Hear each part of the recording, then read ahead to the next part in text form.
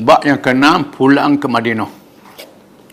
Operasi ketenteraan dan penyerahan diri kepada Islam. Setelah berjaya membebaskan Mekah dari jahiliah, menang dalam peperangan Hunain, kabilah Arab yang begitu kuat dan besar kalah depan dengan Islam. Nabi pulang ke Madinah dengan penuh kekuatan. Selepas itu datangnya rombongan pada tentera Arab, rombongan kabilah Arab menyerah diri masuk Islam. Islam berkembang dengan pesat. Disebut dalam Quran, idza ja'a nasrullah wal fath ra'aitan nas yadkhuluna fi dinillah afwaja fasabbih bi rabbika wastaghfir innahu kana tawwaba. Apabila datangnya kemenangan, iaitu Fathu Makkah,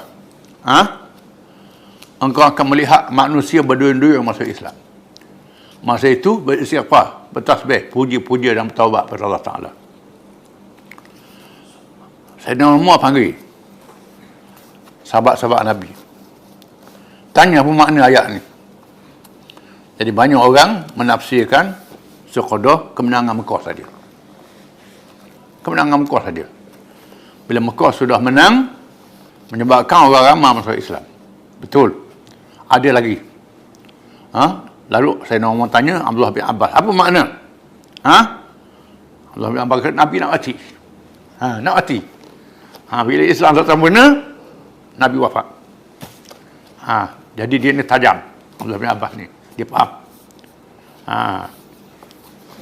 Jadi Tuhan tak jadi Nabi ni hidup selama-lama, dia bukan Tuhan. Jadi bila Mekah sudah berjaya dibebaskan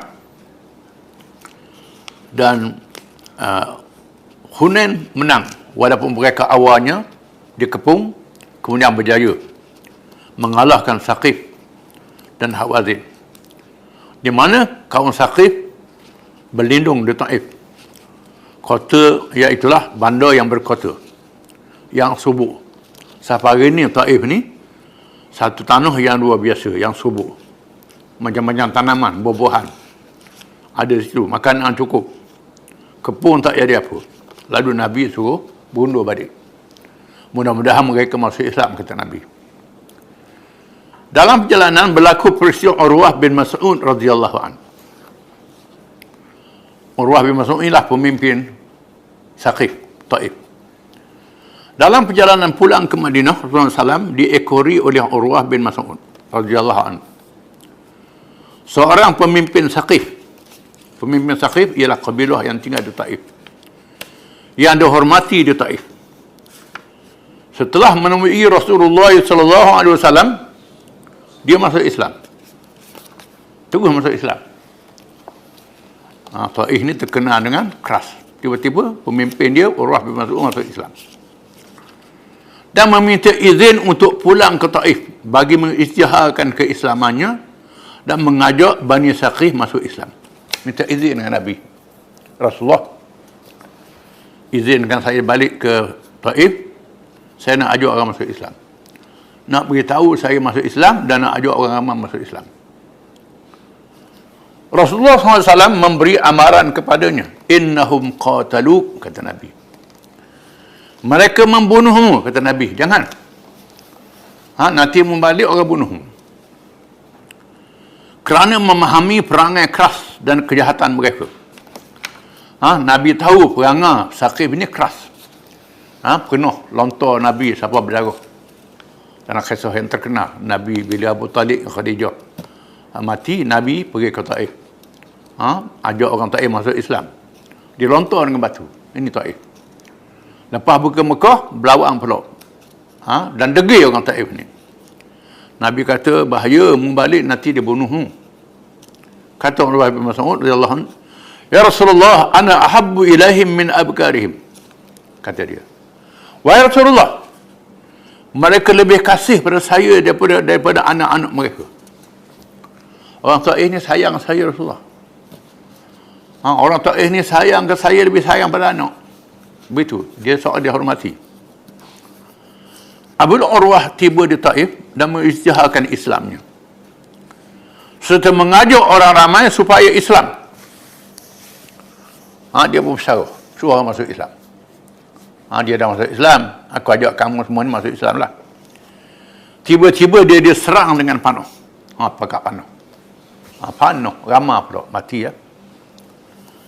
Dari segenap penjuru, ketika dapat bercakap, dia ditanya berkenaan harga darahnya. Tak mati lagi, dia cakap. Orang main dia tanya harga darah dia. Dengan tegah dia menjawab, karamatan akramani Allahu biha wa syahadatan saqaha Allahu ilayya falaysa fiyya illa ma fi syuhada alladhina qutu ma'a Rasulillah sallallahu alaihi wasallam qabla an yartahila ankum fadfanuni ma'ahum. Riwayat Ibn Katsir Al-Bidayah wa Nihayah. Kata dia, kemuliaan Allah memuliakan aku dengannya, kata dia. Tuhan muliakan aku. Mati syahid yang Allah bawakan kepadaku, tiada lagi padaku malaikat dimasukkan ke dalam kalangan para syuhada yang dibunuh ketika mereka bersama Rasulullah SAW sebelum meninggal kamu. Macam bunuh orang lain kau. Bunuh orang lain itu mati syahid, aku mati syahid, kata dia. Maka kebumikan aku bersama mereka, kata dia. Tanam mayat aku dekat kubur orang mati itu. Apabila Allah SAW menerima kematiannya, terus bersabda, inna mislahu fi qawmihi kamathali sahibi Yasin fi qawmihi.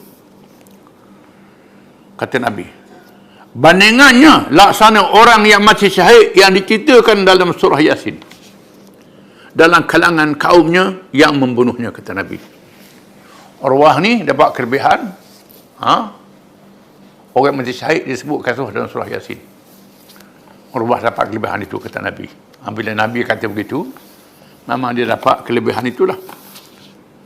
Dan diriwayatkan dalam hadis-hadis, kadang-kadang malaikat Jibril datang jumpa Nabi, rupa Urwah bin Mas'ud. Jibril rupa dia. Rupa Dahyatul Kalbi. Dia ni mungkin orang lawa.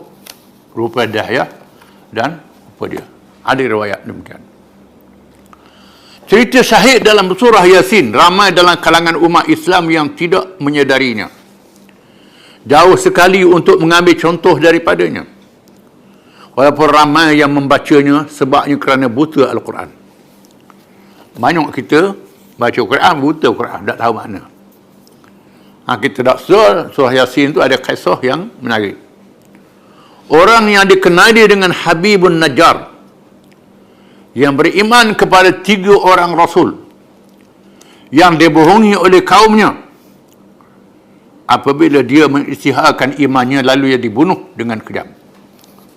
Firman Allah Ta'ala, وَجَاءَ مِنْ أَقْصَى الْمَدِينَةِ رَجُلٌ يَسْعَى قَالَ يَا قَوْمِ اتَّبِعُوا الْمُرْسَلِينَ اتَّبِعُوا مَنْ لَا يَسْأَلُكُمْ أَجْرًا وَهُمْ مُهْتَدُونَ وَمَا لِيَ لَا أَعْبُدُ الَّذِي فَطَرَنِي وَإِلَيْهِ تُرْجَعُونَ أَتَّخِذُ مِنْ دُونِهِ آلِهَةً إِنْ يُرِدْنِ الرَّحْمَنُ بِضُرٍّ لَا تُغْنِ عَنِّي شَفَاعَتُهُمْ شَيْئًا وَلَا يُنْقِذُونَ إِنِّي إِذًا لَفِي ضَلَالٍ مُبِينٍ إِنِّي آمَنْتُ بِرَبِّكُمْ فَاسْمَعُونِ قِيلَ ادْخُلِ الْجَنَّةَ قَالَ يَا لَيْتَ قَوْمِي يَعْلَمُونَ بِمَا غَفَرَ لِي رَبِّي وَجَعَلَنِي مِنَ الْمُكْرَمِينَ.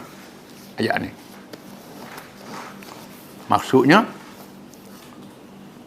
dan datanglah seorang lelaki dari hujung bandar itu dengan berlari. Apabila tiba di tempat Rasul-Rasul itu dikerumuni orang ramai, dia berkata, wahai kaumku, ikutlah Rasul-Rasul ini. Ikutlah orang-orang yang tidak meminta kepada kamu sesuatu upah. Dan mereka adalah orang-orang yang mendapat petunjuk. Apabila ditanya, adakah kamu telah menerima agama mereka, lelaki itu menjawab, mengapa aku tidak menyembah Tuhan yang menciptakan daku, dan kepadanya kamu semua akan dikembalikan? Patutkah aku menyembah Tuhan yang lain daripada Allah? Jika Allah yang Maha Pemurah menghendaki sesuatu bala menimpa aku, maka Tuhan-Tuhan yang lain daripada Allah itu tidak boleh memberi sebarang syafaat kepadaku, dan mereka juga tidak dapat menyelamatkan aku. Sesungguhnya aku kalau melakukan syirik, tentulah berada dalam kesesatan yang nyata. Sesungguhnya aku telah beriman kepada Tuhan kamu setelah ia mati dibunuh dengan memijaknya beramai-ramai sehingga keluar usus. Dikatakan kepadanya dalam alam barzakh, masuklah ke dalam syurga. Ia berkata, lelaki itu bercakap dalam barzakh, alangkah baiknya kalau kaumku mengetahui tentang apa yang menyebabkan aku diampunkan oleh Tuhanku, dan dia meletakkan aku di kalangan orang-orang yang dimuliakan. Ini dalam surah Yasin. Ceritanya ada sebuah negeri Antakya. Antakya ni ialah wilayah utara Syria, sempadan dengan Turki. Masih ada Antakya. Di situlah berlakunya cerita ni. Mengikut riwayat Allah Taala utuskan Rasul. Ada riwayat mengatakan Nabi Isa menghantar utusan. Nabi Isa hantar utusan. Ada riwayat kata begitu. Riwayat kata Rasul yang diwahyukan oleh Allah. Kalau ikut Qurannya Rasul lah. Allah Ta'ala utuskan Rasul. Seorang Rasul tak percaya. Seorang Rasul tak percaya. 3 Rasul untuk mendukung perjuangan Islam. 3 Rasul ni mengajak orang ramai menyembah Allah Ta'ala. Kerana penduduk negeri itu menyembah Tuhan yang lain daripada Allah. Akhlak yang jahat. 3 Rasul ni ajak orang ramai beriman kepada Allah. Orang ramai yang menyorok, mengejek, mempersedakan mereka. Lalu berita 3 Rasul ni diketahui oleh seorang yang beriman, Habibun Najjar.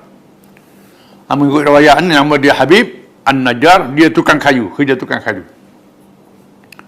kayu. Bila dengar berita, dia terus pergi.